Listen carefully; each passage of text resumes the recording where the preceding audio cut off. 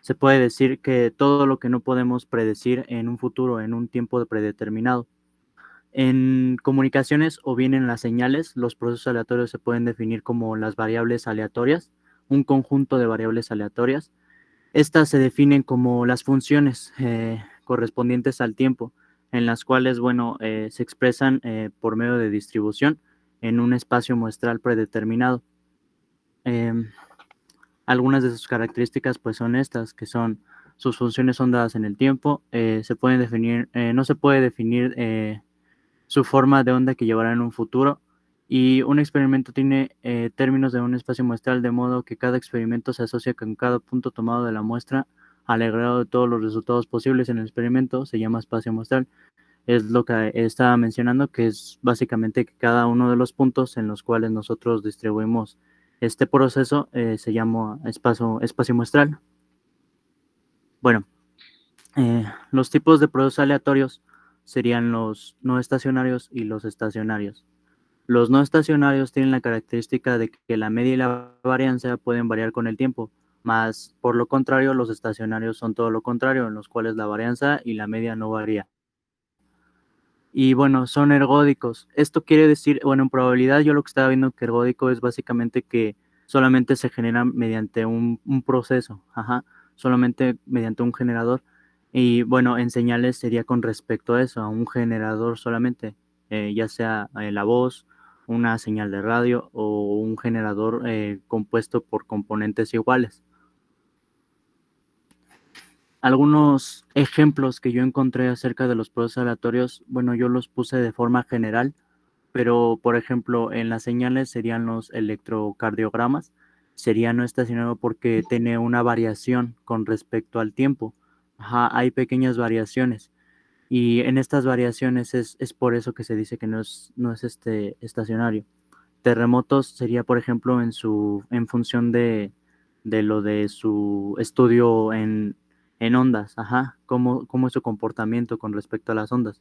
No podemos determinarlo, pero sí podemos modelarlo de cierta forma. El clima y, por ejemplo, si hay alguna anotación en algún partido de fútbol o de básquetbol, sería, por ejemplo, un proceso aleatorio con respecto a la probabilidad, ajá. Y bueno, también como se puede observar, puse del lado derecho una gráfica que muestra, por ejemplo, el cambio de posición de una partícula. Este es otro ejemplo de un proceso aleatorio. Al igual que, por ejemplo, enviar una secuencia de bits sobre un canal inalámbrico.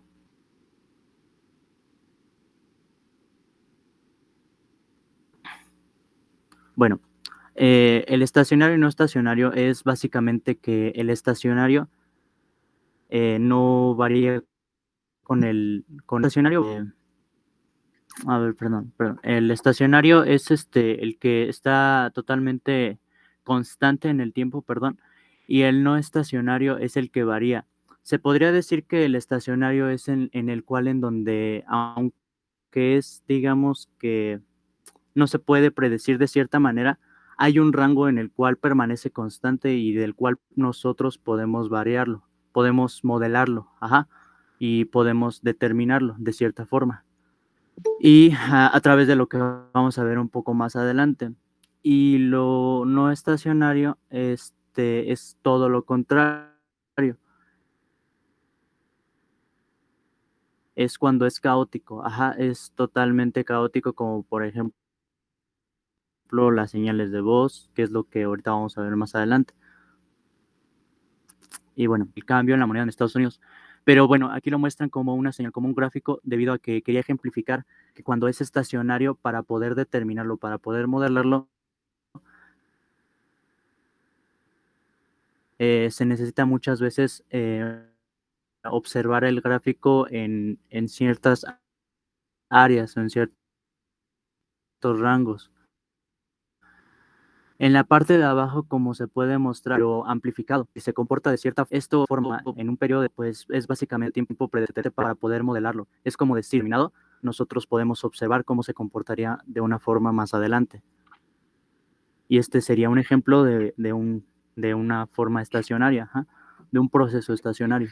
El no estacionario en las señales podría ser todo como por ejemplo en la naturaleza, que serían la voz, por ejemplo, la voz que tiene muchas variaciones, como ya lo mencioné, el electrocardiograma, debido a que las variaciones pues son realmente impredecibles, y de esta manera podemos decir que no es estacionario, ya que es todo lo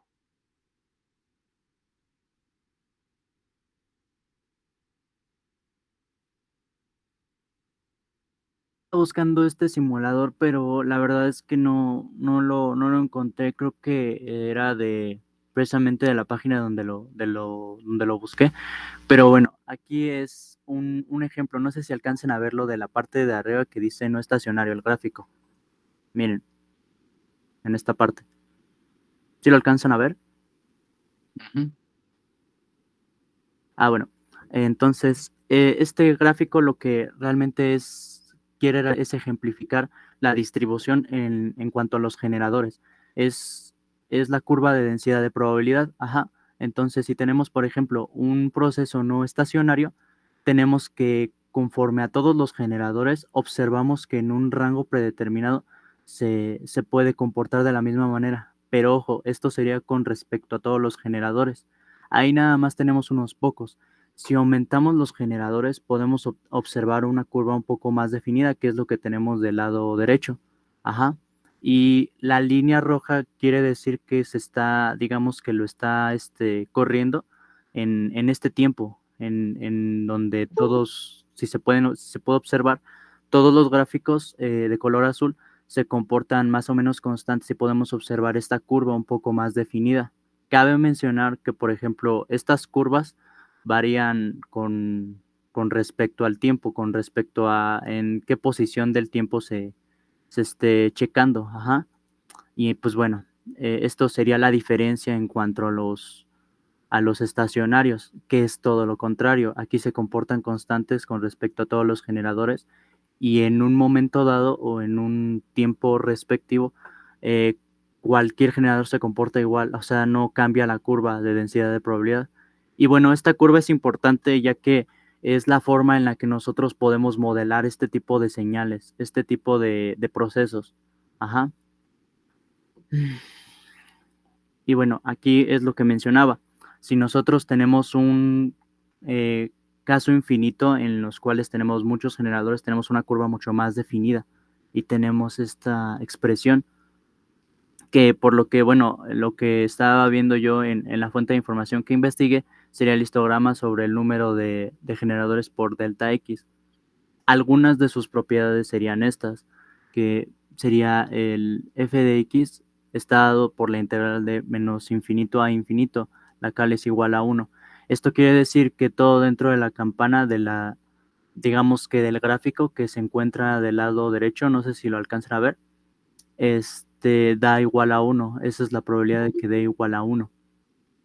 Y otra propiedad sería que, por ejemplo, si tenemos un rango de x a x2, o sea, cualquier rango dentro de lo que sería este gráfico, sería dado por esta integral. La probabilidad sería dada por esta integral entre estos límites, la cual se puede mostrar abajo, que es donde tenemos probabilidad de x1 a x2 sería dada por la integral de x1 a x2 de f de x.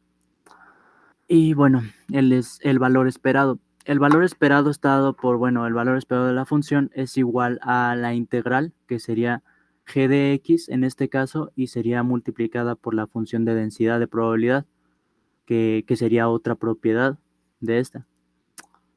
Otra sería la media del valor más probable. Esto sería dado por mu.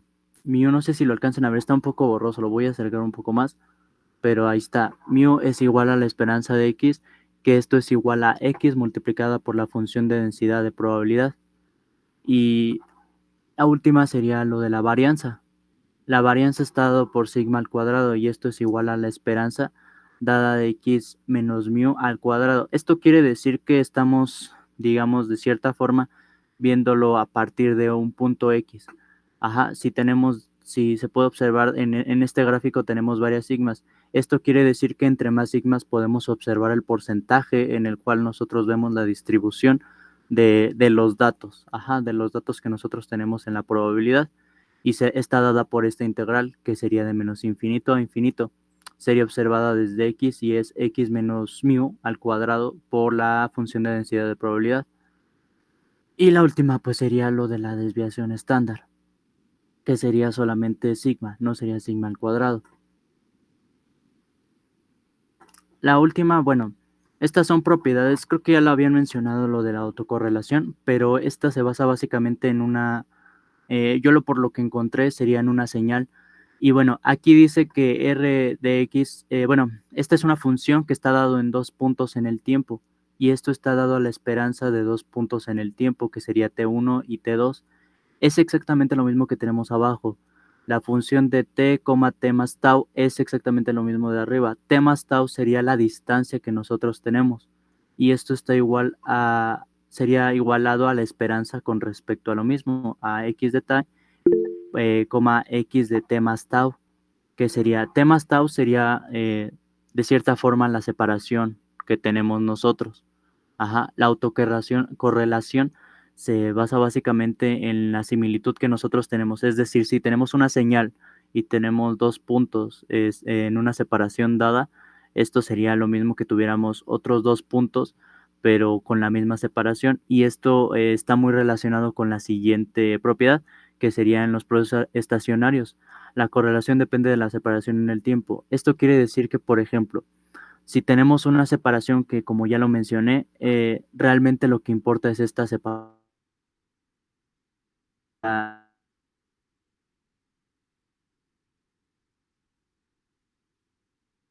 de t más tau menos t, y esto es igual a la función de tau. Esto quiere decir que la función de tau sería lo que contaría la distancia, ajá, la distancia de separación entre un punto y otro. Eso es lo importante. Y bueno, si nosotros sacamos la transformada, tendríamos lo que sería la función de densidad espectral de potencia de esta señal. Y bueno, esto sería básicamente las propiedades un poco más importantes de lo que sería el modelado para las señales estacionarias. Y pues sería todo. Gracias por su atención. Al principio refirió los procesos aleatorios ergódicos. ¿Lo quiere poner la primera diapositiva? Sí, profe. Porque ya después lo omitió completamente. Aquí está. A ver, haga referencia a un proceso ergódico. Es que, bueno, yo lo que encontré es básicamente ergódico, pero no tanto como proceso, sino que es como una característica propia de lo no estacionario y lo estacionario. Por eso es Bueno, que en dije, realidad sería, un ajá, proceso ergódico debe ser estacionario, pero un proceso estacionario no obligadamente es ergódico. Entonces, claro que sí existe como un proceso propio, con características propias, porque es muy común que se dé esa circunstancia, ¿sí? Y tiene que ver con cómo se asumen esos parámetros estadísticos para diferentes valores de tiempo. Entonces, por ejemplo, aquí que dice usted ergódico, si las propiedades del proceso aleatorio se pueden deducir de únicamente una realización o generador, ¿sí? Es decir, pues, que usted está considerando aquí como si el proceso que es estacionario se ejecuta solamente en una ocasión o es la salida de una sola fuente, ¿sí? Bueno, y que eso pues nos mandaría a la definición. No, pero sí es un proceso con características propias. Es decir, es un proceso estacionario, pero repito, con condiciones propias que lo... De hecho, es tal vez el más importante, sí, en sistemas de comunicación, el ergódico. el ergódico, tomando en Ok. cuenta que antes fue estacionario. Ujú. Se trata de homologar los comportamientos de esos parámetros estadísticos como la media y lo demás que usted ya refirió para diferentes valores de tiempo condicionados a diferentes realizaciones. Ajá. Y entonces el caso del ergódico es un caso particular de un estacionario. Ujú. Pero Ujú. repito, por ejemplo, una constante, sí, un valor constante que sonaría como que se conoce el valor esperado, no es tal porque también es un proceso aleatorio. Y entonces se dice que un valor constante podría ser ergódico, pero no estacionario. En fin, es cosa de referirlo. Pero sí, hay que destacarlo de que existe, ¿no? Sí, Pero bueno, creo que lo demás pues estuvo bastante bien y pues creo que cumplió. Miren, ya les había comentado, eh, aquí pues desde luego los ejemplos son buenos, nos permiten recordar, no visualizar. Nosotros realmente nos quedamos en la parte del concepto, de la expresión matemática para usarla como herramienta, como ya habíamos dicho. Yo al ratito que terminemos, si nos da tiempo, les voy a presentar un poco de información de todo esto y estas diapositivas que se las voy a enviar, como ya les había comentado, ustedes de ahí van a hacer un breve resumen y lo van a incluir dentro de las notas que me van a reportar, pues, antes de hacer el segundo examen parcial. De acuerdo con los tiempos, para que lo vayan considerando, jóvenes, la apertura del SAIS es el 3 de noviembre, o sea que nosotros podríamos, un- antes o después del 3 de noviembre, aplicar nuestro segundo parcial. Y bueno, para esos fines, antes les voy a pedir que como en el primero, me manden su evidencia y dentro de esta voy a solicitar que hagan un breve resumen de la información que a su vez yo les voy a mandar, no de la que nos están mandando los compañeros, ¿sí? Sino de esta que yo les voy a enviar. No se les olvide, no sé si han estado subiendo, no lo he revisado, sus archivos a Classroom, por favor, pónganlos ahí si son tan amables. Bueno, pues vamos con la siguiente. profe, Diga. había encontrado una información que estaba un poco más detallada en cuanto a las variables aleatorias. ¿Quiere que también la suba junto a mi presentación o nada más la presentación? No, no, no, claro que sí, anéxelas, por favor. Creo Ah, que ok. pues, al final eso es lo que les va a quedar a sus compañeros, ¿no? Sí, Algunos podrían haber entendido, ¿no? Pero pues esa información es la que nos permite, ajá, pues ampliar bueno, un poquito la idea. Por favor, ¿sí? sí, profe. Entonces, si es tan amable.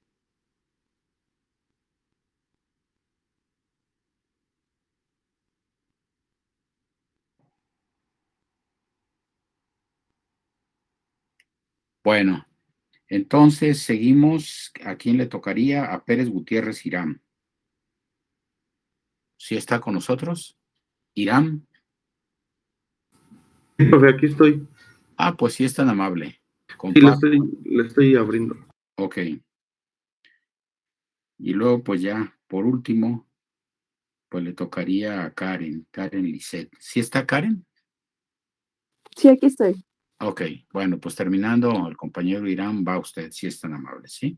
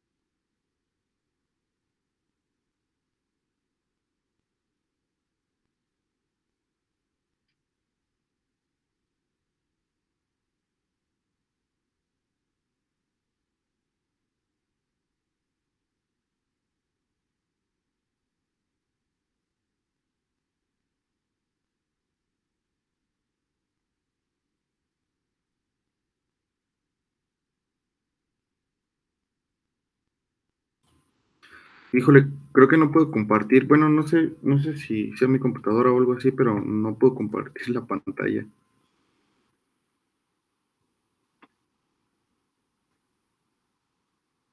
No sé si se la pueda mandar, profe, mi presentación. Bueno, independientemente de que me la mande, pues sería útil. ¿Qué le parece si hacemos lo siguiente? Si no hay inconveniente, vamos con Karen y Profesor.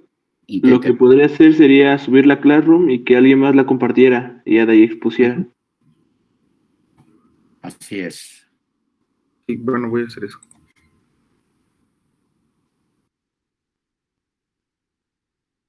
Bueno, pero mientras, ¿usted está lista, señorita Karen? Sí, profe, sí. Pues sí, nos hace el favor. Claro, Ok. lo ideal es la secuencia, pero creo que no pasa nada, ¿no? Ujú. Entonces nos iríamos con Sí, no pasa nada. Wiener Kitchen, ¿sí? Aquí. Aunque vamos a ver en este teorema que nos va a referir la señorita Karen, pues se relacionan todos esos conceptos, ¿no? Sí, La autocorrelación, la la... densidad espectral de potencia y los ujú. procesos aleatorios. Creo que hasta ahí. Ujú. Sí ven mi pantalla, sí, ¿verdad? Ok, Sí, ya la vemos. very good. Ujú.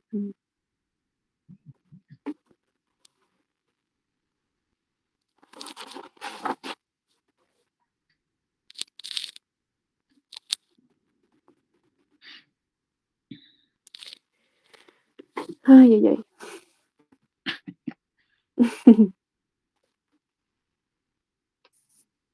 Bueno, creo que ya empezó.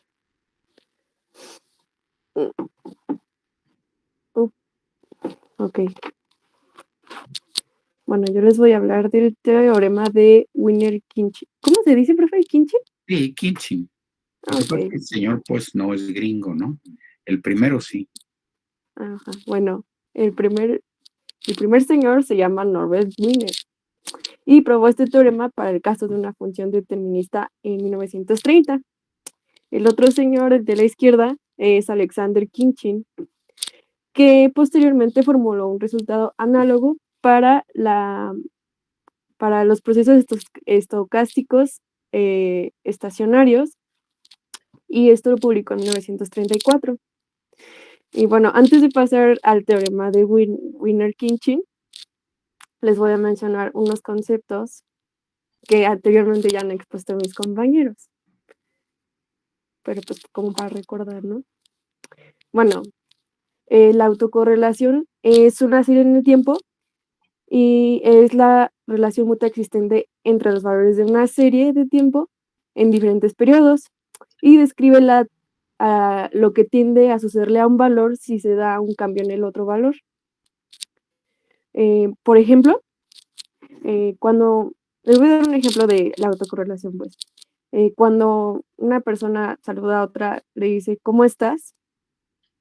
Y la otra pues tiende a responder que está bien.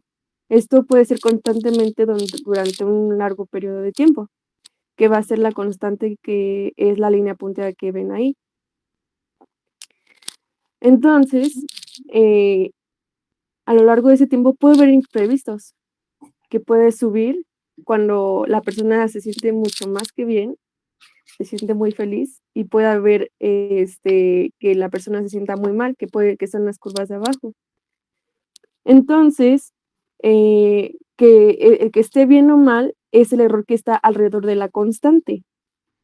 Entonces, la autocorrelación sería la diferencia entre esas curvas.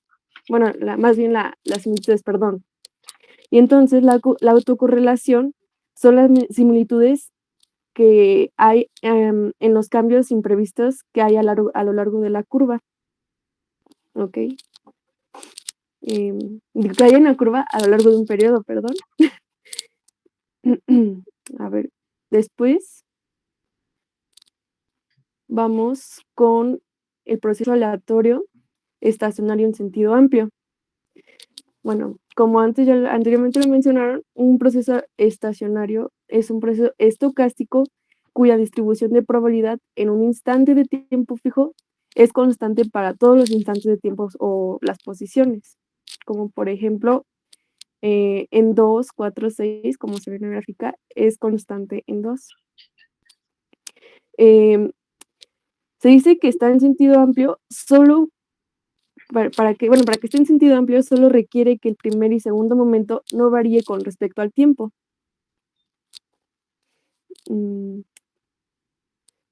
Ahora sí vamos a pasar con respecto al teorema de Wiener-Kinchin.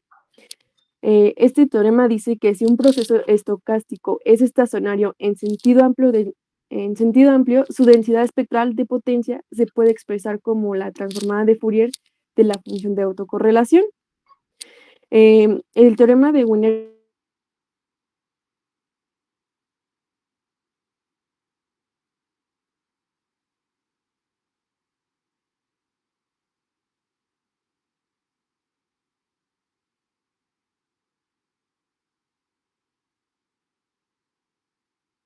de menos infinito a infinito de R de X de tau, que es la función de autocorrelación, por E a la menos J omega de T, digo de tau. Y bueno, el proceso,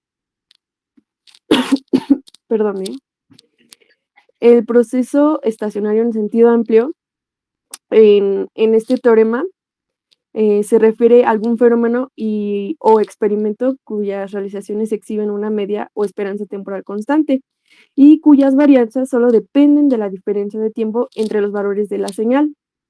Y su expresión del proceso estacionario en sentido amplio es este. ¿Ok? Ahora, la autocorrelación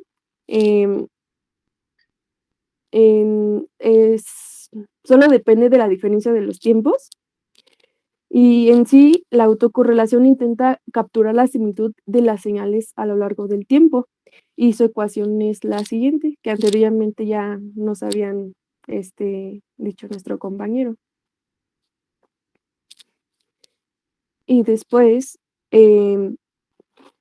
como la densidad espectral de la potencia de un proceso estocástico debe resolverse en términos de promedios, lo que se hace es promediar versiones truncadas de las realizaciones de conjunto completo. Y tomando prestado el famoso teorema de Perceval, se expresa el promedio temporal en función de su equivalente espectral, por lo cual la potencia promedio de la muestra es la ecuación que les acabo de presentar, que es esa. Y según el teorema de Perceval, que como anteriormente ya lo hemos visto, es de menos infinito a infinito de x cuadrada de t de dt, o igual a menos infinito a infinito de x de t omega, bueno, su valor absoluto al cuadrado de d omega. Y por consiguiente, la potencia promedio P de x de t termina siendo igual a esta ecuación.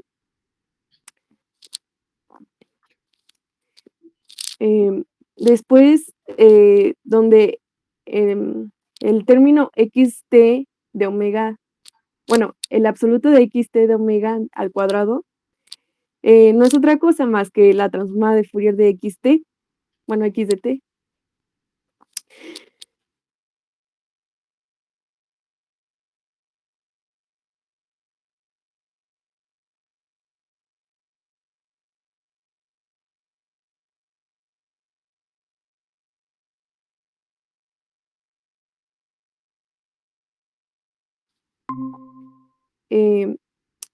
S de x, bueno, la densidad espectral de omega es igual al límite cuando t tiende a infinito de por e por xt omega al cuadrado sobre 2t. Y si evaluamos el término, que anteriormente vimos del límite, se nos da la siguiente expresión. Y bueno, así no podemos seguir resolviendo las ecuaciones hasta llegar a la ecuación que es del teorema de Wiener-Khinchin. Y pues bueno, hablando sobre las aplicaciones, pues como anteriormente ya no sabía, como esto se trata de la densidad espectral, que pues, bueno, como ya sabemos, que representa la potencia distribuida de una señal sobre distintas frecuencias, pues sus aplicaciones solo pueden ser que puede comprimir con o sin pérdidas una señal de audio o video o restaurar sus propiedades.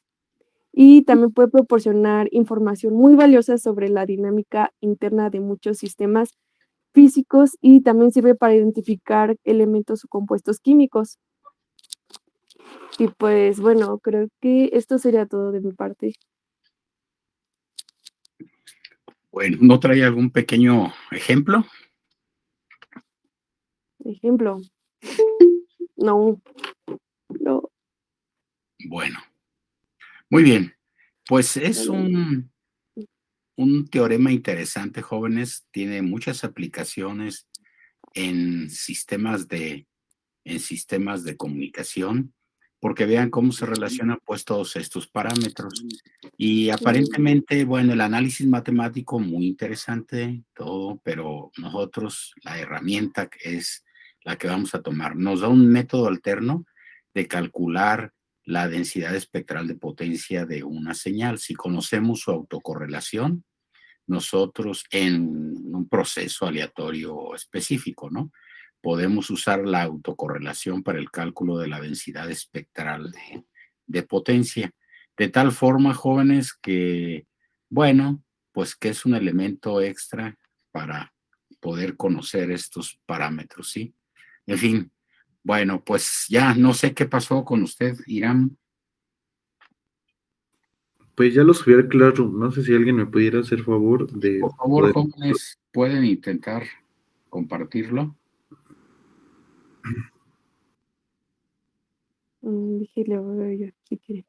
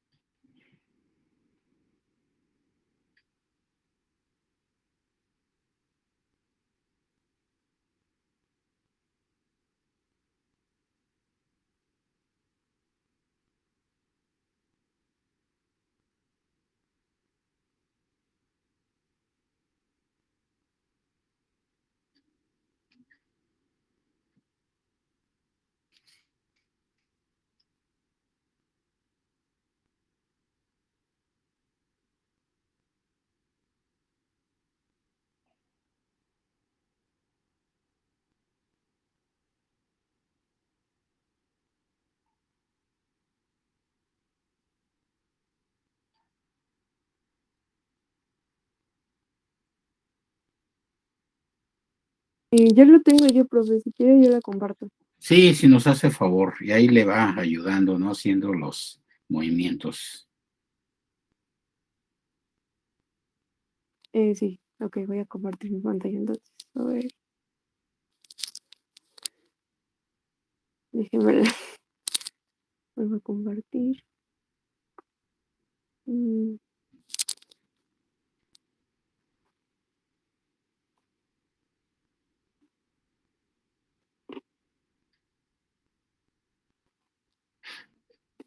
a ver,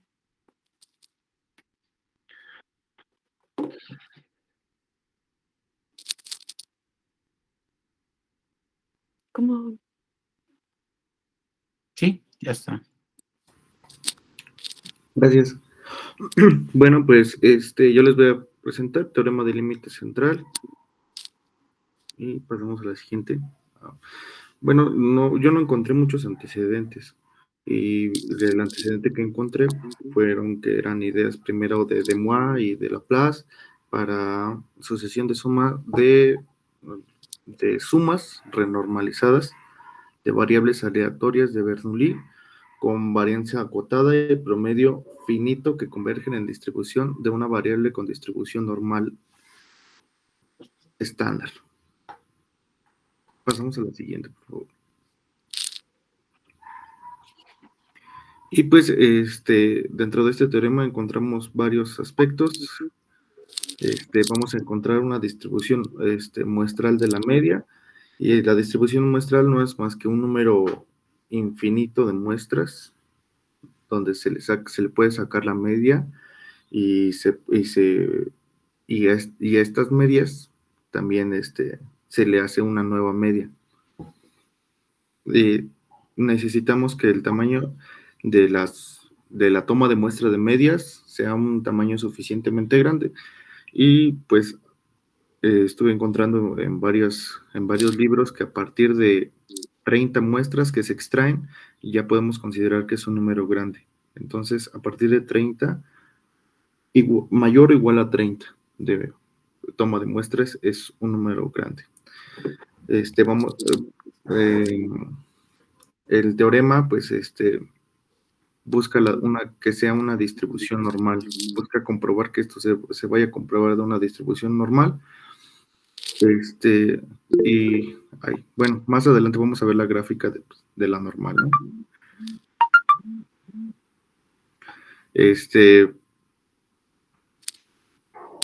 Existen procedimientos que pues necesitan esto, comprobar que la muestra de los datos se comporta de una manera normal. Y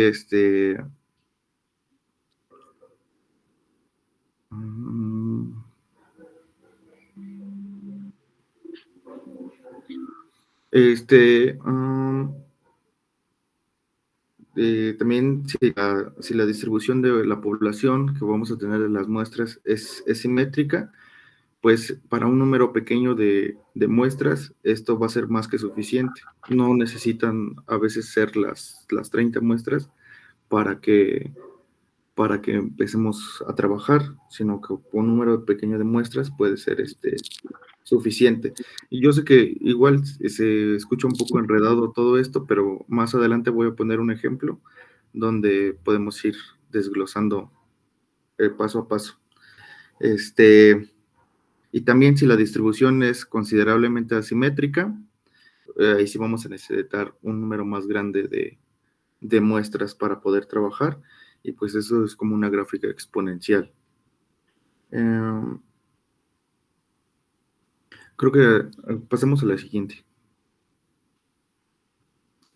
Bueno, en la primera parte tenemos una distribución uniforme donde pues todos los valores son iguales, entonces por eso decimos que podemos trabajar con un número pequeño de muestras y aún así vamos a poder ver que se va a comportar que de una manera normal.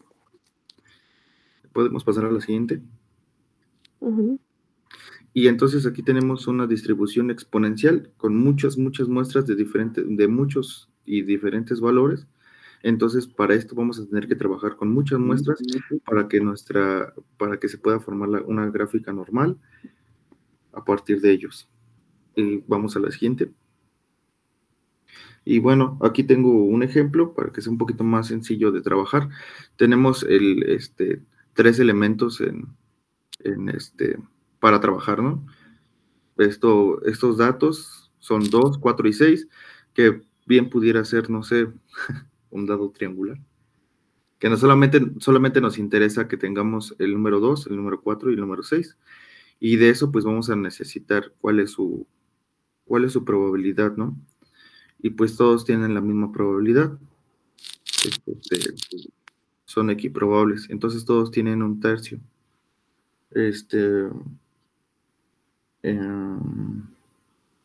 De ahí vamos a necesitar también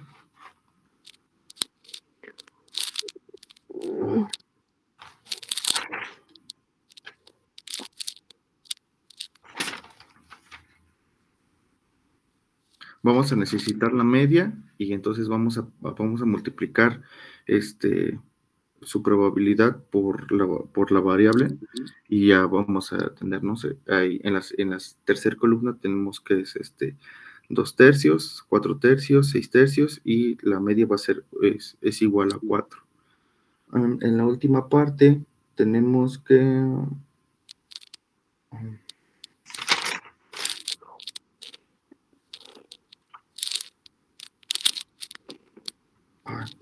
creo que lo perdí. Bueno, pero de todas maneras, abajo tenemos la fórmula, que es la media, que va a ser igual a la variable aleatoria, y vamos a tener que va a ser la sumatoria de x por su probabilidad. Después abajo vamos a tener la desviación estándar, que nos va a ayudar a encontrar también la varianza. Podemos pasar a la siguiente. Y entonces cuando vamos a graficar sus probabilidades, pues todas nos van a dar lo mismo, ¿no?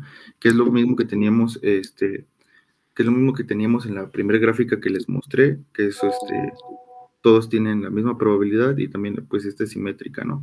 Entonces estamos viendo un caso donde con muy pocos valores, pues no vamos a necesitar más muestras porque todos tienen el mismo valor. Pasemos a la siguiente. Y entonces ahora pues queremos sacar todas las combinaciones posibles que tienen estos. Entonces vamos a multiplicar y dividir sobre el mismo. Entonces, por ejemplo, ahí empezamos con 2 por 2, con 4, entre el número de muestras, pues 2, ¿no? Y así sucesivamente, si se dan cuenta, no sé, 2 por 4 son 6, y esto nos va, entre 2 van a ser 3. Y entonces ahí ya tenemos una nueva columna de datos, que ahora vamos a tener valores de 2, 3, 4, 5 y hasta 6. Y esto mismo lo vamos a graficar. Estamos ahorita sacando las medias. Estamos sacando la media muestra de las muestras. O sea, nosotros teníamos 3 valores inicialmente. De estos estamos sacando su media y sacamos que era 4. Y graficamos y salió una gráfica simétrica. Pero ahora estamos extrayendo distintas muestras. Sacamos las muestras de una, pudiera decirse, de un número infinito de muestras. Estamos también extrayendo muestras y de esas estamos sacando su media de las muestras. Y pasamos a la siguiente gráfica. Y pues hacemos un proceso muy similar. Tenemos ahí la media de las muestras. En la primera columna tenemos ahora los nuevos valores, ¿no? 2, 3, 4, 5 y 6. Y de estos vamos a sacar su probabilidad.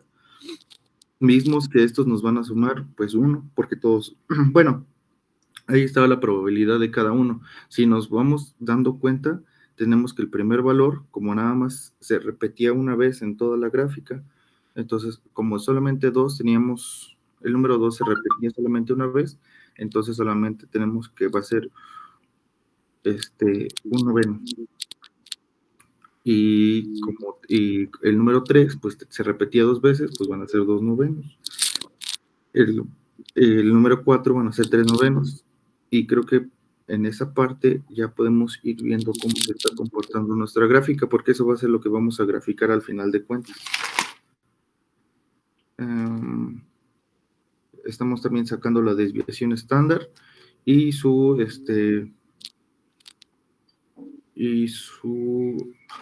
¿cómo se llama? Y su varianza. Y pasemos a la siguiente, por favor. Y ya vemos ahora que las muestras que se extrayeron de las primeras muestras, bueno, las muestras que se extrayeron, ahora le sacamos su media y ya se empieza a formar una gráfica normal. Lo que hace este teorema es precisamente comprobar que se está comportando de una manera normal. Y pues este es un ejemplo muy sencillo para tres valores, ¿no? Iniciales.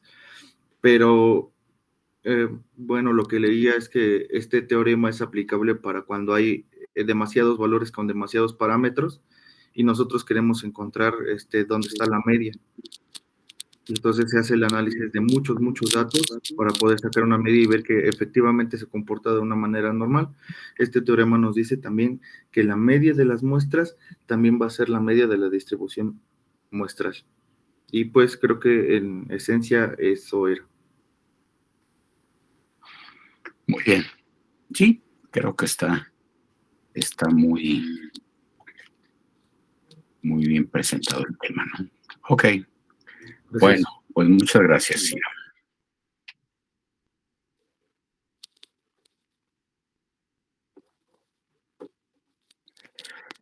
Muy bien, entonces, miren ustedes. Como les decía,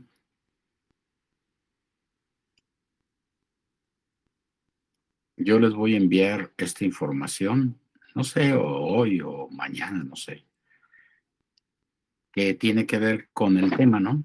Por ejemplo, Nosotros ya sabemos que las señales de energía, sí, son aquellas cuya energía es finita, mientras que las señales de potencia son aquellas cuya energía es infinita. La energía, por definición, se determina así, jóvenes. Estamos hablando de una señal de voltaje VDT aplicada a una carga resistiva unitaria. Entonces, es una energía normalizada. Bueno, así se calcula. Ahora, sabemos que la relación entre el tiempo y la frecuencia nos lo da la transformada de Fourier, y al revés, si lo que tenemos es la transformada, podemos regresar al tiempo a través de la transformada inversa. Ya sabemos cuáles son las expresiones.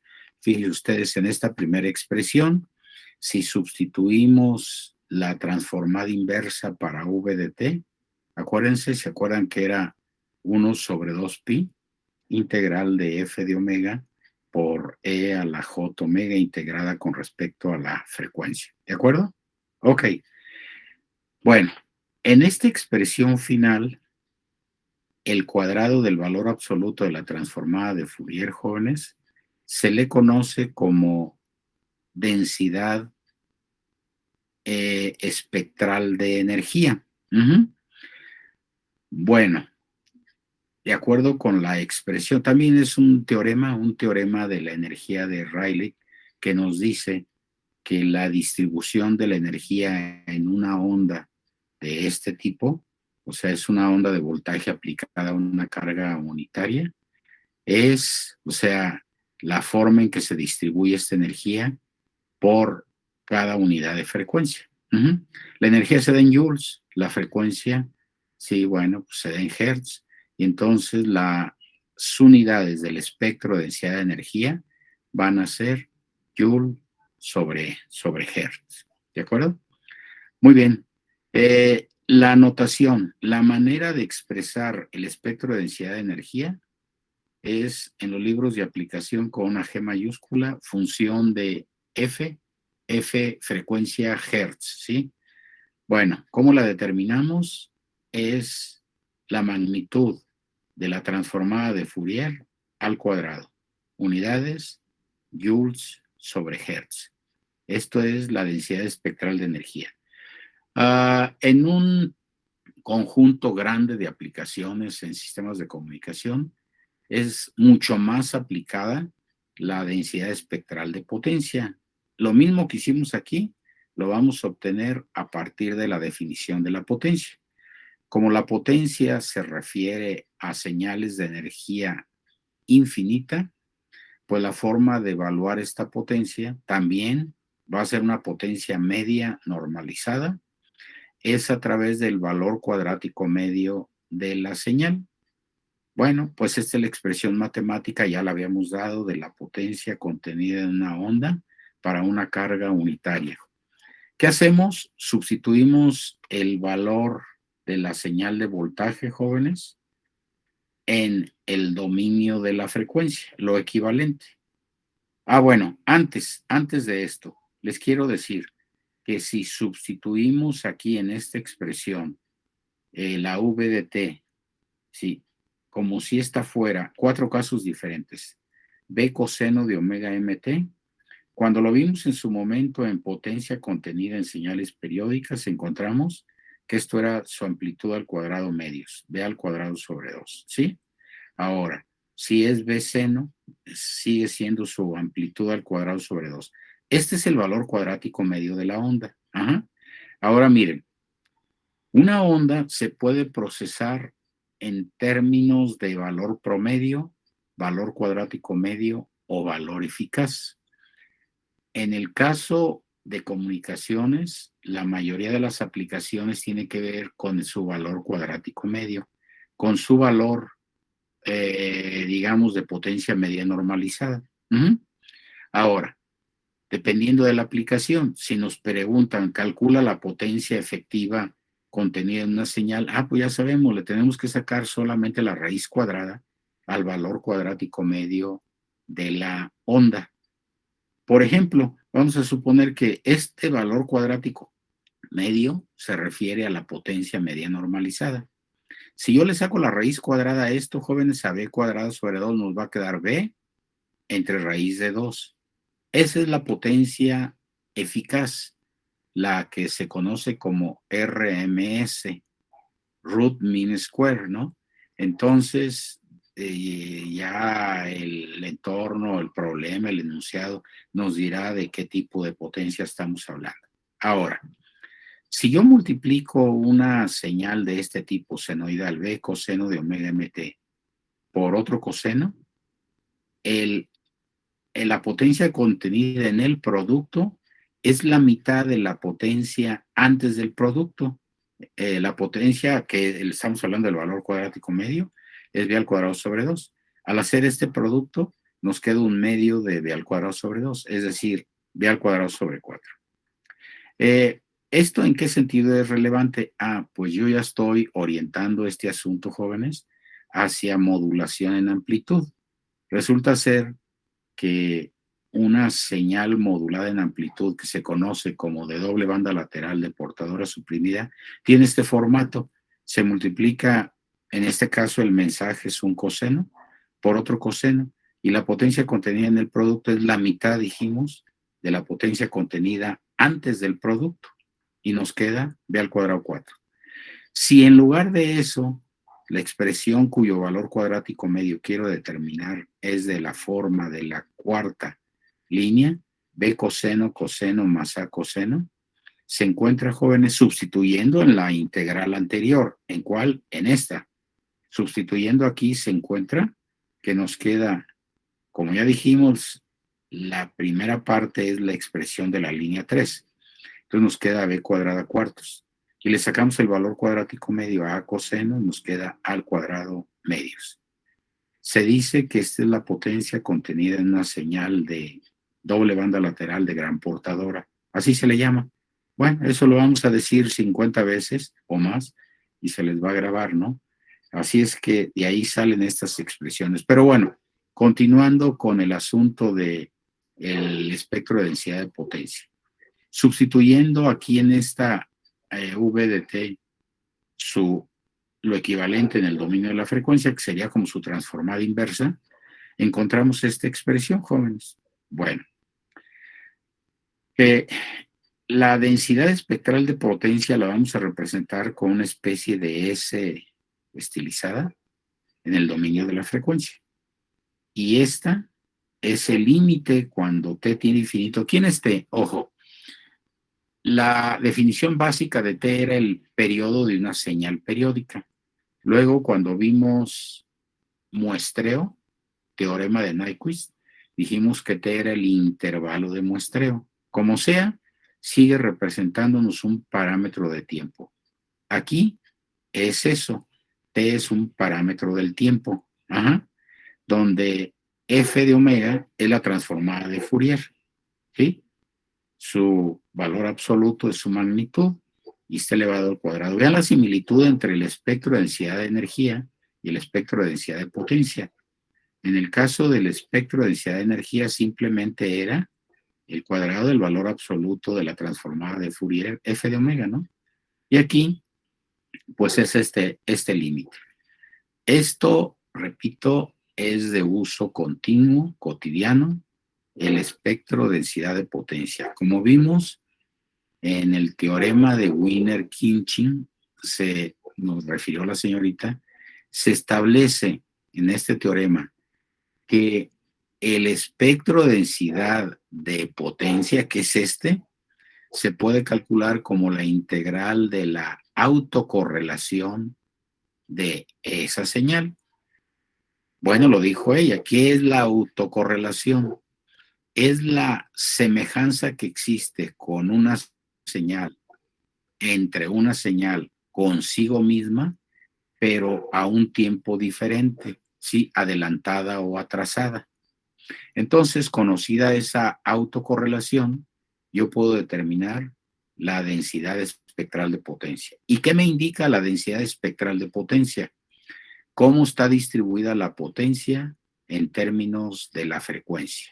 Y esta se da en watts por hertz o sobre hertz, ¿de acuerdo?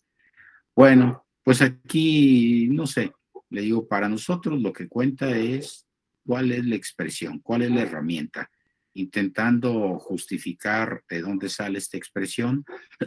Perdón, pues ahí tenemos lo que sería la densidad espectral de potencia. Ajá.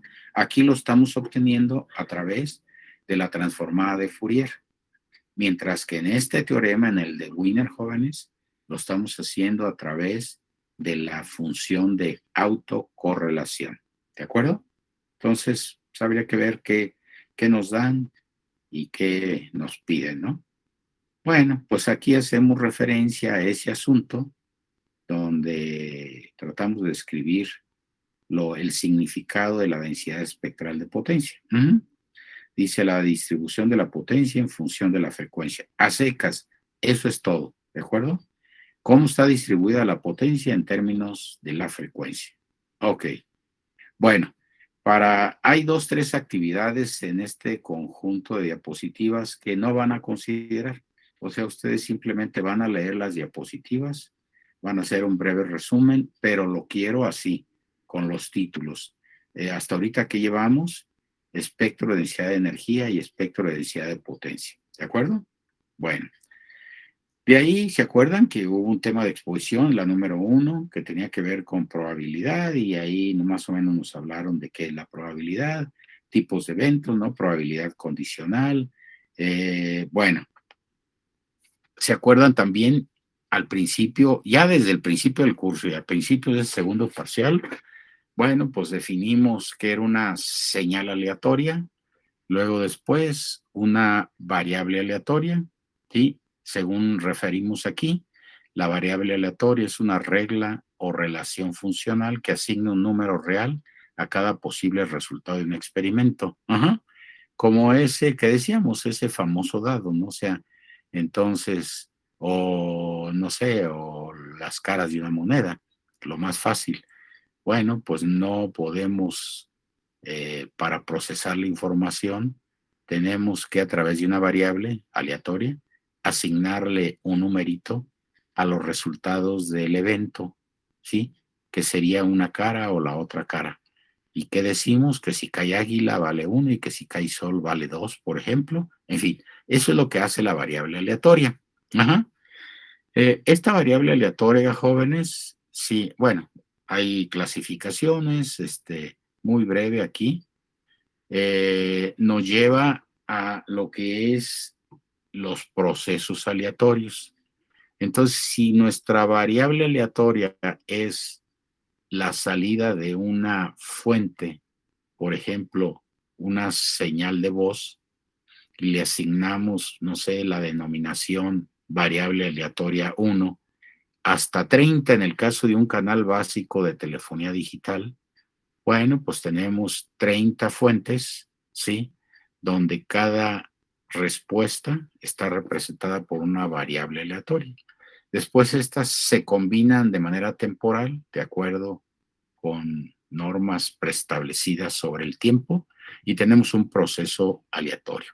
Bueno, es decir, ya tenemos función, señal aleatoria, variable aleatoria y, según dijimos, proceso aleatorio. ¿De acuerdo? Los cuales pueden ser estacionarios, no estacionarios, ergódicos. De hecho, hay varias clasificaciones particulares, ¿no? Hay un concepto que se llama función de distribución acumulativa y nos da pie, realmente vean 3 líneas y media le dediqué a su definición, pero en donde es relevante que cuando nos vamos a la función de densidad de probabilidad, así a secas, es la derivada de la función de distribución acumulativa. ¿Y qué es la función de distribución acumulativa? Ah, bueno, sí, es una probabilidad, ¿sí? Entonces, así lo vamos encadenando, ¿no? Muy bien, valores esperados. Eso, pues creo que es de nuestra información, lo tocaron los compañeros en el teorema del límite central, pues ahí lo mencionaron, ¿sí? El valor esperado. Y aquí venimos, ¿qué es un proceso aleatorio? Conjunto o colección de variables aleatorias ordenadas en forma cronológica. ¿De acuerdo? Después de ahí, bueno, insistimos, Y aquí los procesos aleatorios, en un momento dado, no solo se relacionan con el tiempo, sino tiene que ver con el número de realizaciones, ¿sí? Y ese concepto de lambda tiene que ver con esas realizaciones, ¿sí? Así. Y tenemos, bueno, estacionarios, no estacionarios, ergódicos, como decíamos, ¿sí? Y como les mencionaba, dicen estos procesos, los promedios de conjunto y de tiempo son iguales. Ok. Ahí incluimos una especie de una segunda variable, no una especie, una segunda variable, que tiene que ver con esos promedios de conjunto. Y eso tiene que ver con las realizaciones que se ejecutan estos experimentos. Ajá. Y dice aquí, es ergódico. Ajá. En estos procesos, los promedios de conjunto y de tiempo son iguales. Todos sus estadísticos de que estamos hablando, de la media, de bla, bla, bla, ¿sí? Se determina de una sola función de muestra del proceso aleatorio. ¿De acuerdo? Bueno, por cierto, acá abajo también hacemos referencia, ¿sí? Que todo proceso ergódico es estacionario, pero un estacionario no necesariamente es ergódico. En ese sentido, bueno, pues adquiere connotación propia, como otra clasificación, ¿de acuerdo? Luego después retomamos el concepto del ruido. ¿Se acuerdan? Yo ruidos de fluctuación. Esto es importante. Y los ruidos de fluctuación, jóvenes, pueden ser de disparo o térmicos, ¿sí?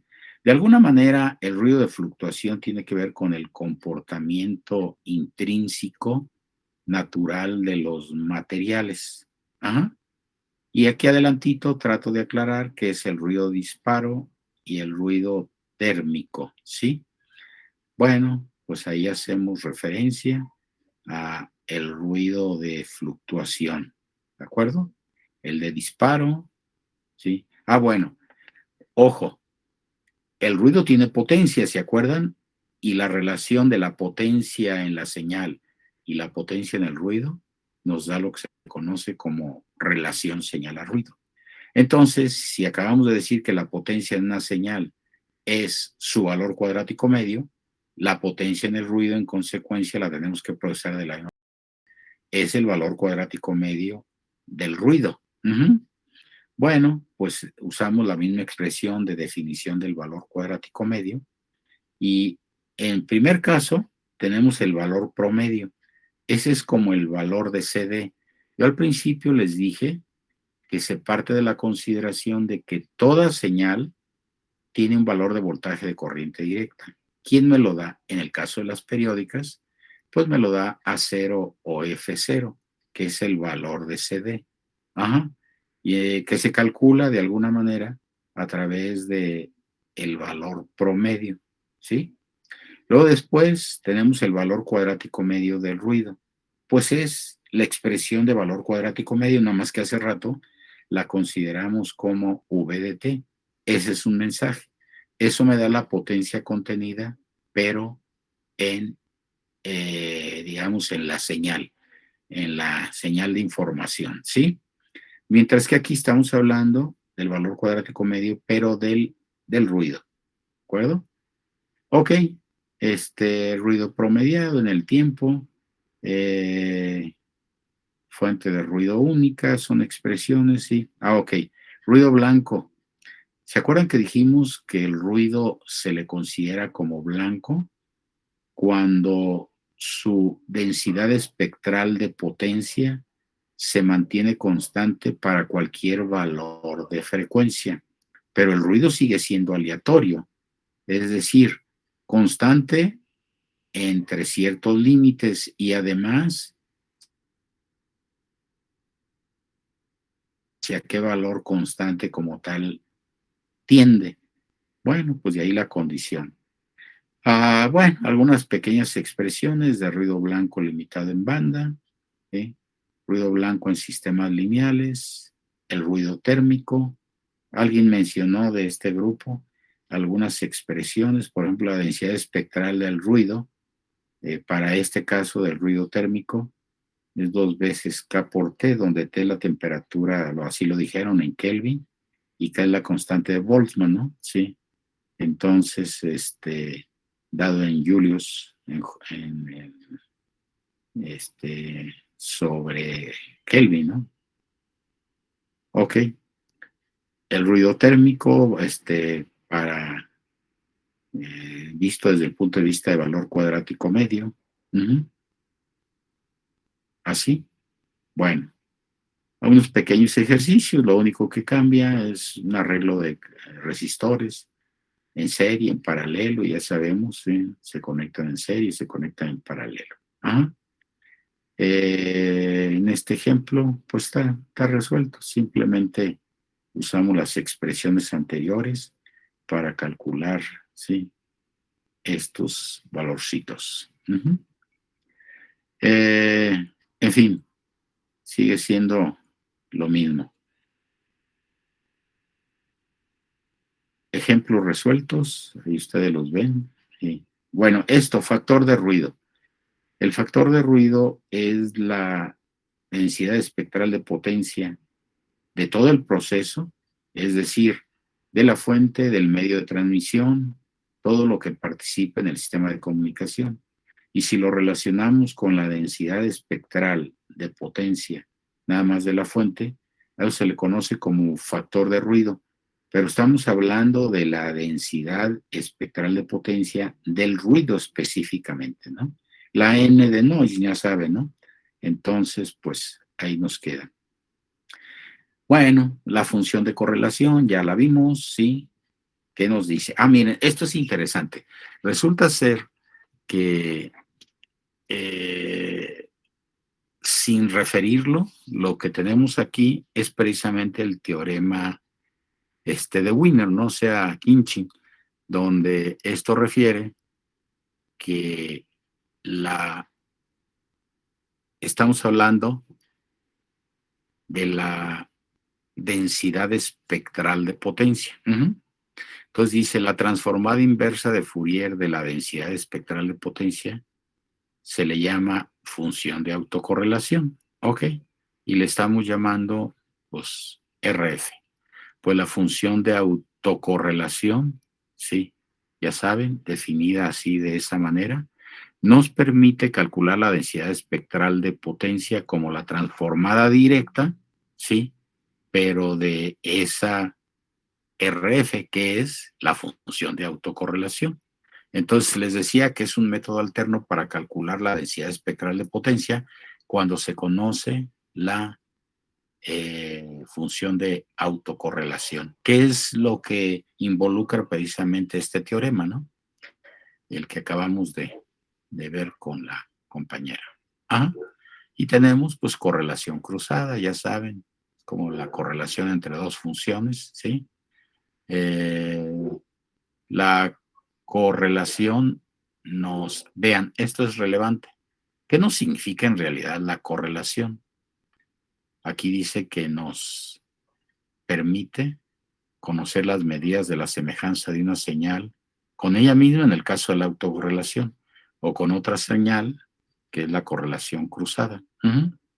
Se comparan con respecto al tiempo, pero un tiempo relativo. ¿Se acuerdan que le cambiamos la variable t a tau? Entonces es un tiempo relativo entre ambas señales. ¿De acuerdo? Y bueno, pues lo que acaba de referir el compañero, teorema del límite central. ¿De acuerdo? Eso es lo que tenemos. Bueno, pues este conjunto de diapositivas son las que yo les voy a enviar para que le echen un ojo y me hagan un brevísimo resumen. Lo relevante es lo que los compañeros nos hicieron favor de comentar. ¿De acuerdo? Muy bien, pues les voy a pasar listas, son tan amables. Diana. Presente, profe. Ok. Eric Daniel. Presente, profe. Ok, gracias. Elizabeth. Presente, profe. Gracias. Adaluz. Presente, profe. Gracias. Mauricio. Presente, profe. Ok. Martínez, Ismael, perdón, Cisneros. Presente. Ángel Gabriel. Presente, profesor. Gracias. David. Presente, profe. Gracias. Dylan Daniel. Presente, profe. Gracias. Karen Sinaí. Presente, profesor. Gracias. Jacqueline. Presente. Gracias. Jesús Emanuel. Presente, profe. Gracias. Héctor Uriel. Karen Lisset. Presente.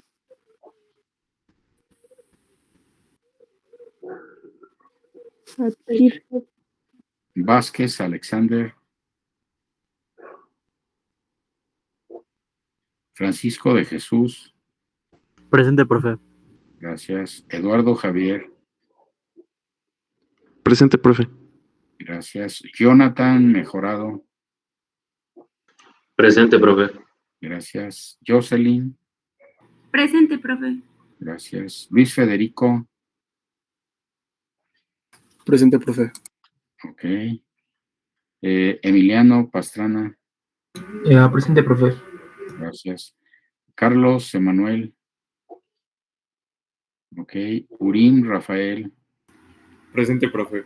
Gracias. Iram. Presente, profe. Gracias. Jonathan Santiago. Eduardo Ramírez. Presente, profe. Gracias. Enrique Adrián. Presente, profe. Gracias. Alan Romero. Presente, profe. Gracias. Gustavo Valdés. Presente, profe. Ok. Bueno, pues aquí le dejamos y nos vemos el lunes. Empezamos con el tema de modulación en amplitud. ¿Sí? Bueno, pues muchas gracias. Que tengan buen fin y nos vemos el lunes. Gracias. Hasta luego, profe. Gracias. Hasta luego. Gracias. Que Que estén tengan muy buen bien. fin.